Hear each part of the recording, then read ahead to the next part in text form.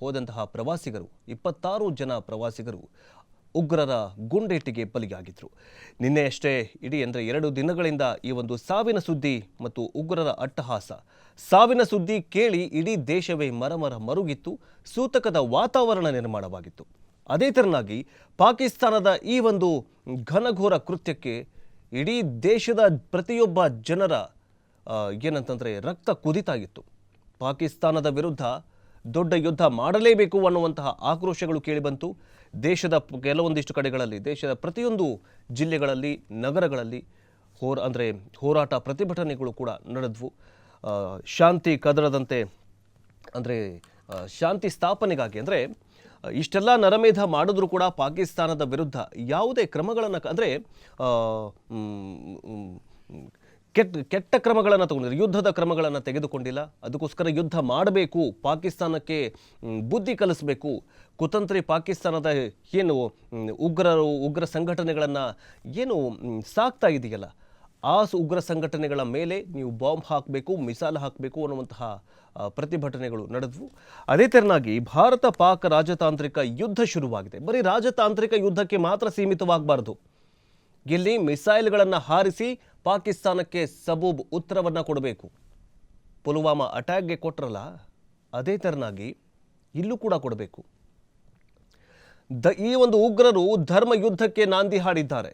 ನೀನು ಹಿಂದೂನಾ ಮುಸ್ಲಿಮನಾ ಅಂತ ಕೇಳಿ ನೀನು ಮುಸ್ಲಿಂ ಆಗಿಲ್ಲ, ನಿನ್ನ ಹಿಂದೂ ಆಗಿದೆಯಾ ಅಂತಂದ್ಬಿಟ್ಟು ಶೂಟೌಟ್ ಮಾಡಿ ಕೊಂದು ಬಿಸಾಕಿದಾರಲ್ಲ ಈ ಪ್ರವಾಸಿಗರನ್ನ, ಈ ನಮ್ಮ ಹಿಂದೂ ಬಾಂಧವರನ್ನ. ಈಗ ಏನಾಗಿದೆ ಅಂತಂದರೆ, ಭಾರತ ಪಾಕಿಸ್ತಾನದ ನಡುವೆ ಈಗ ಉಗ್ರ ಸಂಘಟನೆಯವರು ಮತ್ತು ಡೈರೆಕ್ಟಾಗಿ ಭಾರತ ಮತ್ತು ಪಾಕಿಸ್ತಾನದ ನಡುವೆ ಧರ್ಮ ಯುದ್ಧ ಶುರುವಾಗಿದೆ. ಸೊ ಇದಕ್ಕೆ ತಕ್ಕಂತೆ ಈಗ ಪ್ರಧಾನಿ ನರೇಂದ್ರ ಮೋದಿ ಅವರು ಕೂಡ ಏನು ಹೇಳಿದ್ದಾರೆ ಅಂತಂದರೆ, ಒಬ್ಬೊಬ್ಬರನ್ನ ಹುಡುಕಿ ಕೊಂದು ಬಿಸಾಕ್ತೀವಿ ಅಂತ ಹೇಳಿದ್ದಾರೆ.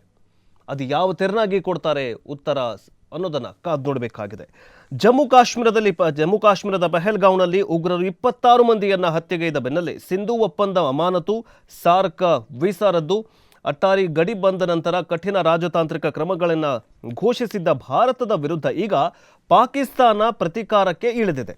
ಹಿಂದೂ ಜಲ ಒಪ್ಪಂದ ಅಮಾನತು ವಿಚಾರವನ್ನು ಯುದ್ಧ ಕೃತ್ಯ ಅಂತ ಪರಿಗಣಿಸಲಾಗುತ್ತೆ ಅಂತ ಸಮರೋತ್ಸಾಹದವನ್ನು ಮೆರೆದಿರುವಂತಹ ಆ ದೇಶ ಪಾಕಿಸ್ತಾನ ತನ್ನ ನೆಲ ತೊರೆಯಲು ಭಾರತೀಯರಿಗೆ 2 ದಿನ ಗಡುವನ್ನು ಕೂಡ ನೀಡಿದೆ.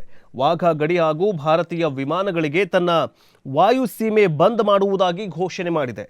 ಈ ನಡುವೆ ಪಾಕಿಸ್ತಾನಿಯರಿಗೆ ನೀಡಿದ್ದ ಎಲ್ಲ ಬಗೆಯ ವೀಸಾವನ್ನು ರದ್ದುಗೊಳಿಸಿದ ಭಾರತ ಕೂಡ ಟಕ್ಕರ್ ಕೊಟ್ಟಿದೆ. ಭಾರತ ಏನು ಮಾಡ್ತು, ಮೊದಲಿಗೆ 4 ದಿನದಲ್ಲಿ 48 ನಿನ್ನೆ ಅಷ್ಟೇ ಎಲ್ಲ ಭಾರತದ 4 ದಿನದಲ್ಲಿ ಭಾರತದಲ್ಲಿ ನೆಲೆಸಿರುವಂತಹ ಪಾಕಿಸ್ತಾನಿಗಳು ನಿಮ್ಮ ಗಂಟು ಮೂಟೆ ಕಟ್ಟಿಕೊಂಡು ನಿಮ್ಮ ಪಾಕಿಸ್ತಾನಕ್ಕೆ ಹೋಗಬೇಕು ಅನ್ನುವಂತಹ ಸಂದೇಶವನ್ನು, ಖಡಕ್ ಎಚ್ಚರಿಕೆಯನ್ನು ಕೇಂದ್ರ ಸರ್ಕಾರ ಕೊಟ್ಟಿತ್ತು. ಜೊತೆಗೆ ವೀಸಾ ರದ್ದು ಮಾಡಿತ್ತು. ಈ ವೀಸಾ ರದ್ದು ಮಾಡಿತ್ತು, ಜೊತೆಗೆ ಸಿಂಧು ನದಿ ನೀರನ್ನು ಬಿಡಲ್ಲ, ಆ ಒಪ್ಪಂದಕ್ಕೆ ಎಳ್ಳು ನೀರು ಬಿಟ್ಟಿತ್ತು. ಇದೆಲ್ಲವನ್ನು ನೋಡಿದಂತಹ ಪಾಕಿಸ್ತಾನ ಭಾರತದ ವಿರುದ್ಧವೂ ಕೂಡ ರಾಜತಾಂತ್ರಿಕ ಕೆಲವೊಂದಿಷ್ಟು ನಿಷೇಧವನ್ನು ಹೇರಿದೆ. ಪಾಕಿಸ್ತಾನದಲ್ಲಿರುವಂತಹ ಭಾರತೀಯರು ಗಂಟು ಮೂಟೆ ಕಟ್ಕೊಂಡು ಹೋಗಬೇಕು ಅಂತ ಪಾಕಿಸ್ತಾನದ ಅಧ್ಯಕ್ಷ, ಪ್ರಧಾನಿ, ಮೂರ್ಖ ಅಧ್ಯಕ್ಷ ನವಾಬ್ ಶರೀಫ್ ಪಾಕಿಸ್ತಾನದಲ್ಲಿರುವಂತಹ ಭಾರತೀಯರಿಗೆ ಗೇಟ್ ಪಾಸ್ ಕೊಟ್ಟಿದ್ದಾರೆ. ಅಲ್ಲೂ ಕೂಡ ಪಾಕಿಸ್ತಾನದಲ್ಲಿ ನೆಲೆಸಿರುವಂತಹ ಭಾರತೀಯರ ವೀಸಾವನ್ನು ರದ್ದು ಮಾಡಿದ್ದಾರೆ. ಹೀಗೆ ಭಾರತದವರು ಏನು ಮಾಡಿದಾರಲ್ಲ ಅದನ್ನೇ ಪಾಕಿಸ್ತಾನವು ಕೂಡ ಮಾಡಿದೆ. ಸೊ ಈಗ ಏನಂತಂದರೆ, ಹಾಗಾದರೆ ಈ ಒಂದು ಉಗ್ರ ಸಂಘಟನೆ, ಈ ಒಂದು ಉಗ್ರರ ಕೃತ್ಯಕ್ಕೆ ಪಾಕಿಸ್ತಾನ ಒಪ್ಕೊಂಡು ಬಿಡ್ತಾ ಏನಂತ ಗೊತ್ತಾಗ್ತಾ ಇಲ್ಲ. ಸೊ ಈಗ ರಾಜತಾಂತ್ರಿಕ ಪಾಕಿಸ್ತಾನವೂ ಕೂಡ ಭಾರತೀಯರಿಗೆ ಗೇಟ್ ಪಾಸ್ ಕೊಟ್ಟಿದೆ, ಭಾರತವೂ ಕೂಡ ಪಾಕಿಸ್ತಾನಿಯರಿಗೆ ಗೇಟ್ ಪಾಸ್ ಕೊಟ್ಟಿದೆ. ಇದೆಲ್ಲದರ ಜೊತೆಗೆ ಭಾರತದ ಜೊತೆಗಿನ ಎಲ್ಲ ಒಪ್ಪಂದಕ್ಕೆ ಪಾಕ್ ಕೋಕು ಕೊಟ್ಟಿದೆ. LOC ಅಂತ ಹೇಳ್ತೀವಲ್ಲ. ಸೊ ಪಹಲ್ಗಾಮ್ ದಾಳಿಯ ಬೆನ್ನಲ್ಲೇ ಉಗ್ರರ ಆಶ್ರಯ ತಾಣವಾದ ಪಾಕಿಸ್ತಾನದ ವಿರುದ್ಧ ಕಠಿಣ ರಾಜತಾಂತ್ರಿಕ ಕ್ರಮಗಳನ್ನು ಘೋಷಿಸಿದ್ದ ಭಾರತದ ವಿರುದ್ಧ ಪಾಕಿಸ್ತಾನವು ಕೂಡ ಪ್ರತಿಕ್ರಮವನ್ನು ಘೋಷಿಸಿದೆ. ಉಭಯ ದೇಶಗಳ ನಡುವಿನ ವಾದವನ್ನು ಕೂಡ 2 ದೇಶಗಳೇ ಬಗೆಹರಿಸಿಕೊಳ್ಳಬೇಕು ಅಂತ ಸಾರುವ ಹಾಗೂ ಗಡಿ ನಿಯಂತ್ರಣ ರೇಖೆ LOC ನಿರ್ಧರಿಸುವ 1972ರ ಅಂದರೆ 1972ರಲ್ಲಿ ಏರ್ಪಟ್ಟಿದ್ದಂತಹ ಅತ್ಯಂತ ಮಹತ್ವದ ಶಿಮ್ಲಾ ಅಗ್ರಿಮೆಂಟ್ ಸೇರಿದಂತೆ ಎಲ್ಲ ಒಪ್ಪಂದಗಳನ್ನು ಅಮಾನತು ಮಾಡಲಾಗಿದೆ. ಜೊತೆಗೆ ಪಾಕಿಸ್ತಾನ ಪ್ರಜೆಗಳ ಎಲ್ಲ ವೀಸಾಗಳು ಕೂಡ ಈಗ ರದ್ದಾಗಿದೆ. ಅದರ ಬಗ್ಗೆ ನೋಡ್ತಾ ಹೋಗೋದಾದರೆ ದೇಶ ಬಿಟ್ಟು ತೊಲಗೋದಕ್ಕೆ ನಾಳೆಗೆ ಕಡೆಯ ದಿನ ಅಂತ ಹೇಳಲಾಗಿದೆ. ವಾಘಾ ಕಟ್ಟಾರಿ ಅಂದರೆ ಅಟ್ಟಾರಿಯಲ್ಲಿ ಹ್ಯಾಂಡ್ಶೇಕ್ ನಿಷೇಧ ಮಾಡಲಾಗಿದೆ. ನಿಮಗೆ ಯಾಕೆ ನಾವು ಹ್ಯಾಂಡ್ಶೇಕ್ ಮಾಡಬೇಕು? ಅಲ್ಲಿ ಡೈಲಿ ಏನಂತಂದರೆ ಅಟ್ಟಾರಿ ವಾಘಾ ಬಾರ್ಡರಲ್ಲಿ ಆ ಕಡೆ ಭಾರತ, ಆ ಕಡೆ ಪಾಕಿಸ್ತಾನ, ಈ ಕಡೆ ಭಾರತ ಒಂದು ತಾಲೀಮ್ ಮಾಡಿಬಿಟ್ಟು ಹ್ಯಾಂಡ್ಶೇಕ್ ಮಾಡುವಂತಹ ಪದ್ಧತಿ ಇತ್ತು. ನಿಮಗೆ ಹ್ಯಾಂಡ್ಶೇಕ್ ಮಾಡುವಂತಹ ನಿಮಗೆ ಈ ನಿಮ್ಮ ಜೊತೆ ಫ್ರೆಂಡ್ಶಿಪ್ ಮಾಡ್ಕೊಳ್ಳೋ ಯಾವುದು ನೈತಿಕತೆಯೂ ಇಲ್ಲ, ಆಮೇಲೆ ನೀವು ಅದಕ್ಕೆ ಅರ್ಹರೂ ಅಲ್ಲ. ನೋಡಿ, ಒಂದು ಮಾತಿದೆ, ಗಾದೆ ಮಾತಿದೆ, ಒಂದು ವಿಷಕಾರೋ ಹಾವನ್ನು ನೀವು ಸಾಕ್ತೀರಾ, ಆ ವಿಷಕಾರೋ ಹಾವನ್ನು ನೀವು ಎಷ್ಟೇ ಸಾಕಿದ್ರೂ ಅದಕ್ಕೆ ನೀವು ಹಾಲು ಹಾಕಿ, ತುಪ್ಪ ಹಾಕಿ, ಜೊತೆಗೆ ನೀವು ಅದಕ್ಕೆ ಅಮೃತವನ್ನು ಕುಡಿಸಿದ್ರೂ ಕೂಡ ಹಾವೇನು ಮಾಡುತ್ತೆ? ವಿಷಾನೇ ಕಾರತ್ತೆ. ಪಾಕಿಸ್ತಾನವೂ ಕೂಡ ಕಾರ್ಕೋಟಕ ವಿಷ.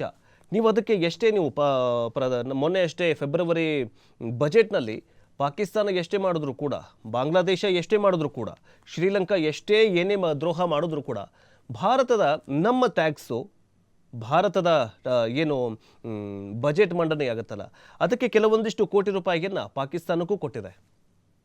ಇನ್ನು ಮುಂದೆ ಇನ್ ಫ್ಯೂಚರಲ್ಲಿ ಭಾರತ ಪಾಕಿಸ್ತಾನಕ್ಕೆ ಯಾವುದೇ ಸಹಾಯಧನವನ್ನು ಮಾಡಬಾರ್ದು. ಯಾವುದೇ ಸಹಾಯಧನ ಅದಕ್ಕೆ ಯಾಕೆ ಕೊಡಬೇಕು? ಅಲ್ಲ, ಇಸ್ಲಾಂ ರಾಷ್ಟ್ರಗಳೇ ಪಾಕಿಸ್ತಾನಕ್ಕೆ ಯಾರು ಸಹಾಯ ಮಾಡೋದಕ್ಕೆ ಮುಂದೆ ಬರ್ತಾ ಇಲ್ಲ, ಭಾರತ ಏನಕ್ಕೆ ಮಾಡಬೇಕು? ಭಾರತಕ್ಕೇನಾದರೂ ದೊಡ್ಡ ಆಮದೇನಾದರೂ ಮಾಡ್ಕೊಳ್ತಾ ಇದೆಯಾ ಪ್ರಾಡಕ್ಟ್ಗಳನ್ನು? ಇಲ್ಲ.